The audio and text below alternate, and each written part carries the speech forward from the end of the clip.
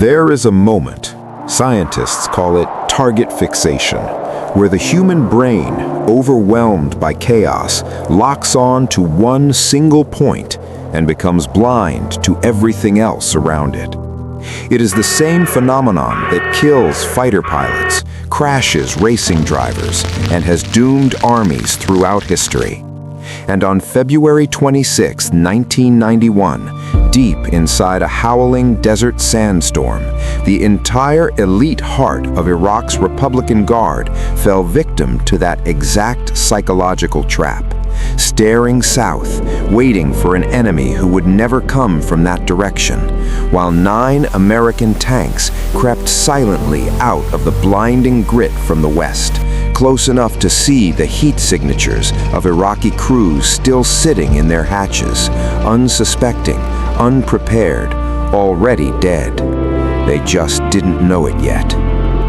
February 1991. The Persian Gulf is on fire. For 7 months, Saddam Hussein's war machine has sat planted in Kuwait like a concrete fist, defiant, fortified, and daring the world to move it. The world answered. A coalition of 34 nations, led by the United States, had spent 43 days pulverizing Iraq from the sky. Radar stations, command posts, supply lines, armor depots, all of it hammered from above, until Iraq's military was a bleeding, disorganized shadow of the force that had rolled into Kuwait.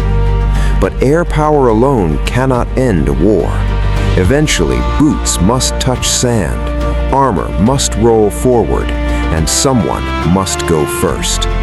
That someone was the 2nd Armored Cavalry Regiment, a 4,500-man reconnaissance and security element tasked with one mission: advance ahead of the full weight of 7th Corps, find the Republican Guard, fix their position, and clear the path for the heavy divisions behind them.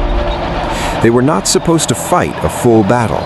They were scouts, a sharp, fast-moving blade designed to probe the dark and report back. At the tip of that blade, Captain H.R. McMaster and his Eagle Troop. McMaster was not a man who waited.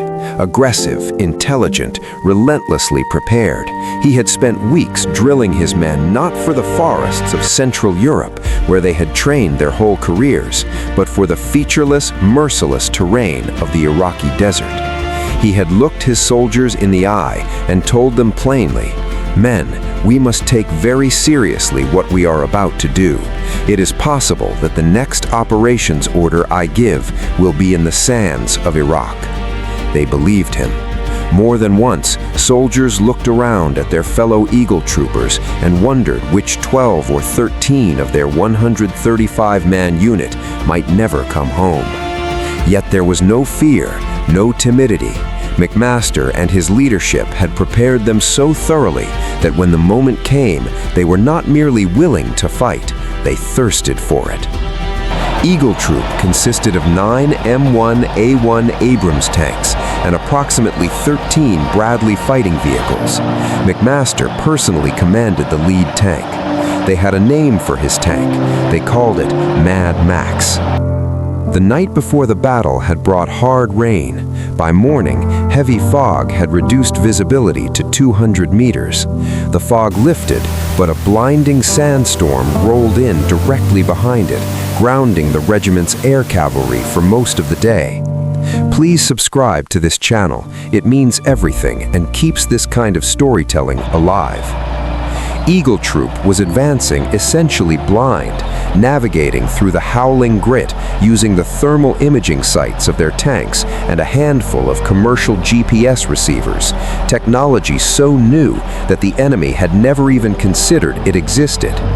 Iraq's commander at that position, a man later identified simply as Major Muhammad, was a graduate of the U.S. Army Infantry Officer Advance Course at Fort Benning, Georgia.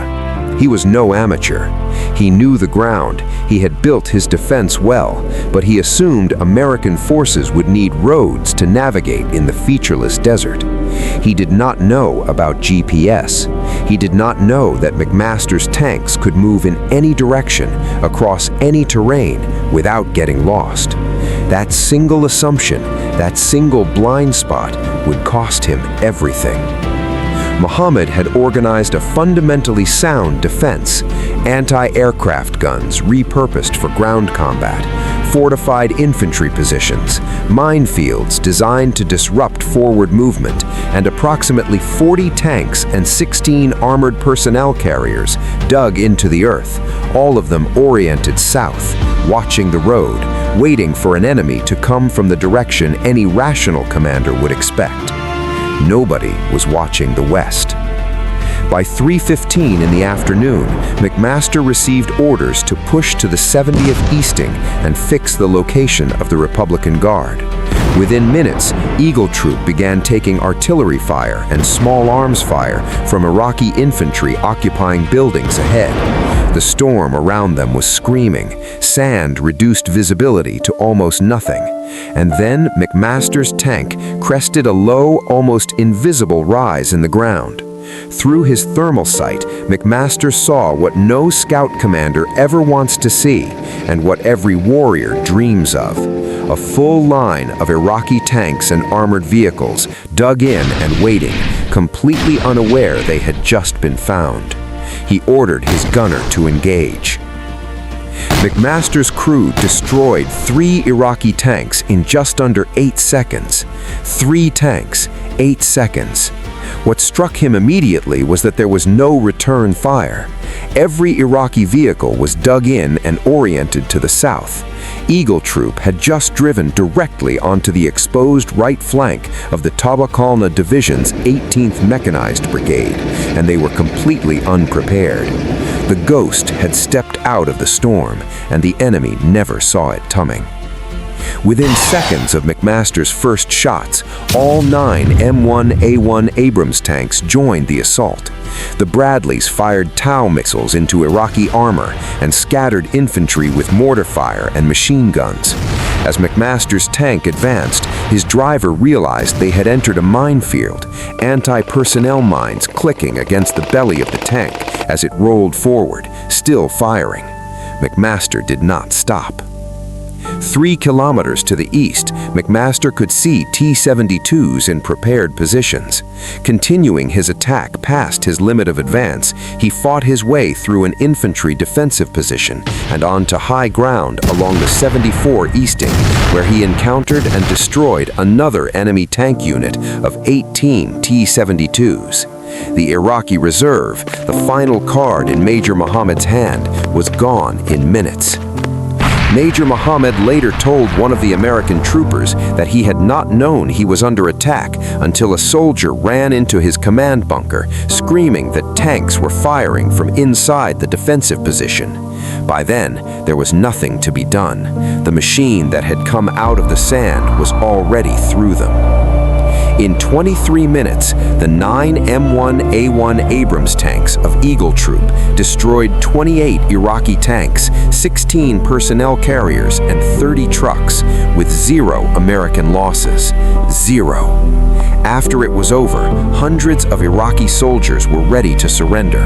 Eagle Troop alone accepted the surrender of approximately 250 Iraqi troops, men who just minutes earlier had been part of the most feared armored division in the Middle East, walking out of the smoke with their hands raised, stunned, disoriented, unsure of what had just happened to them.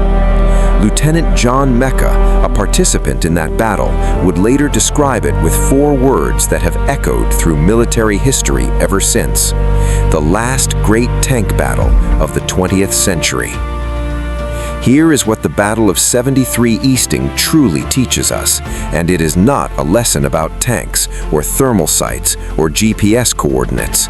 It is a lesson about assumption, about the catastrophic price of believing the world will attack you the way you expect it to. Major Muhammad built a perfect defense for the battle he imagined. He fortified the south. He watched the road. He prepared for an enemy that would announce itself through conventional movement, along predictable paths, in conditions that allowed human eyes to see. He never imagined an enemy that could move blind, that could see through sandstorms, that would drive through a minefield, still firing. And because he couldn't imagine it, he didn't survive it.